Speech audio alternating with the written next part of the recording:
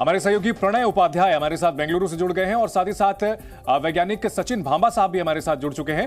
प्रणय, अब जश्न का समय तो चलिए, अब जश्न चलता रहेगा, लेकिन अब विज्ञान के क्षेत्र में क्या कुछ जानकारी मिल रही है? लगभग 16 घंटे हो चुके हैं लैंडिंग को, अब तक क्या कुछ वहां पर रोवर की गतिविधियां हुई हैं?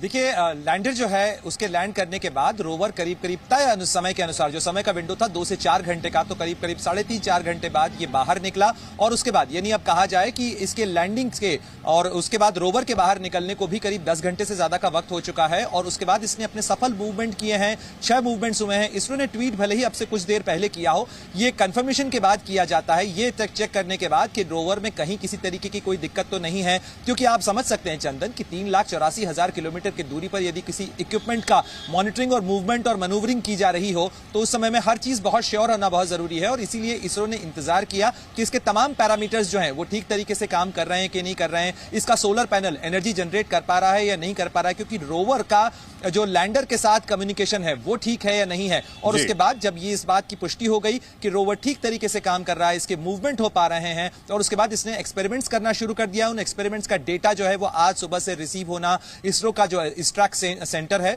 वहां पर शुरू हो चुका है। और अब एक तरीके से कहा जाए अगले 14 दिन जो प्रयोग के दिन हैं, जो एक्सपेरिमेंट्स के दिन हैं, जो तय मिशन के जो पैरामीटर्स हैं, मिशन का जो काम है उसके अनुसार ये तय किए जा रहे हैं और उसके अनुसार इनको अंजाम दिया जा रहा है। बिल्कुल, अगले 14 दिन क्या होगा हम समझने की कोशिश करेंगे।